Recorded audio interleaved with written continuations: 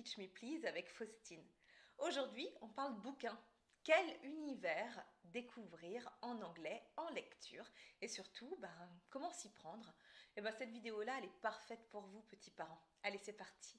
Avant de vous faire découvrir les 3 univers qui, moi, me parlent le plus, je vais d'abord vous donner des petits conseils de lecture à haute voix.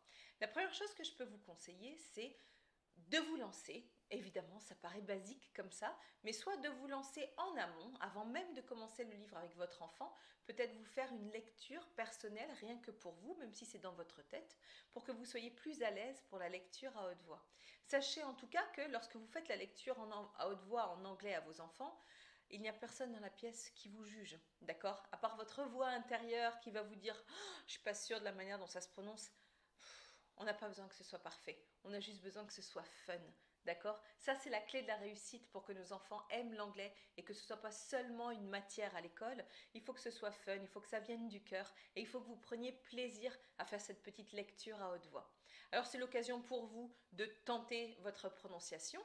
Et puis, si c'est compliqué pour vous parce que vous êtes mal à l'aise, moi, sur les 3 univers que je vous fais découvrir aujourd'hui, j'ai créé 3 vidéos où j'accompagne en lecture à haute voix pour vous donner un petit coup de main, pour vous booster un petit peu. Alors soit vous laissez la vidéo tourner en fond sonore et vous suivez avec votre enfant les pages du livre, soit au contraire, vous écoutez en amont la vidéo pour savoir un petit peu comment être guidé au niveau de la prononciation et puis ensuite vous vous lancez comme un grand dans le grand bain et vous lisez à haute voix le livre qu'on aura vu ensemble en avant. Donc voilà, ces 3 vidéos-là, elles sont listées évidemment dans la boîte de description juste en dessous. Donc n'hésitez pas à les consulter et ce sera pour mon plus grand plaisir, bien évidemment. Le premier univers que j'aimerais vous faire découvrir, c'est celui de Meg and Mog. Alors, c'est pas un univers hyper connu en France, parce qu'il n'y a pas de place avec tous les animaux de la patte patrouille. Mais par contre, au Royaume-Uni, Meg and Mog, ça cartonne. Vous retrouverez Meg and Mog sur YouTube hyper facilement, les dessins animés comme les livres. Les livres en anglais, vous les trouvez chez votre libraire, il peut les commander pour vous. Vous pouvez aussi trouver sur Amazon. Voilà, il n'y a pas de problème. Et donc, cet univers-là de Meg and Mog, Meg, c'est une petite sorcière, elle a un chat qui s'appelle Mog, et ils vivent aussi avec un hibou qui s'appelle Owl, qui est peut-être un mot un peu compliqué à prononcer dans un premier temps, mais voilà, je suis sûre qu'une fois que vous l'aurez en tête, ça se passera tout seul. Et donc, ils vivent des petites aventures, les livres sont très courts, ils sont très colorés, moi j'aime beaucoup cet univers. Il y a un Meg and Mog, un petit peu comme Peppa Pig, il y a un Meg and Mog pour chaque occasion, quoi. Meg and Mog pour le petit déjeuner, Meg and Mog vont à la plage, Meg and Mog que sais-je, c'est un peu le Martin britannique. Donc ça, c'est un univers que j'aime beaucoup et que je vous invite à découvrir.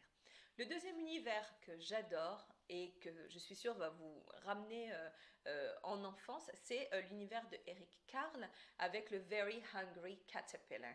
Alors j'ai adoré faire cette lecture à haute voix. J'aime beaucoup l'univers d'Eric Carle.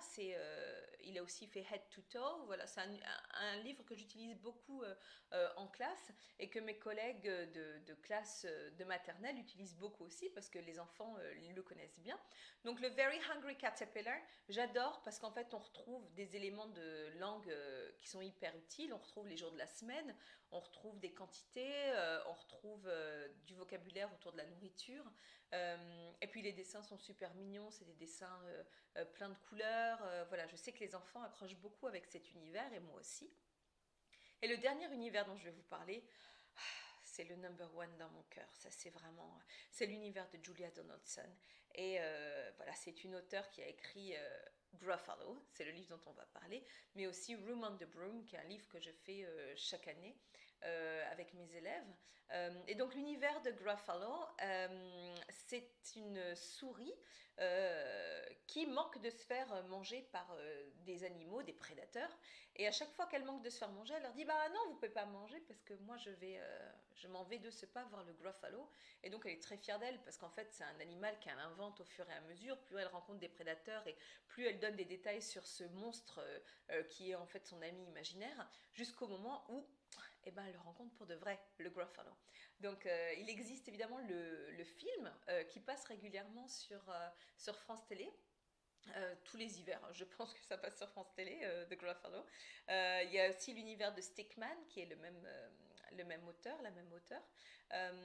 Et voilà, et c'est un livre qui est très agréable à lire parce que ça rime.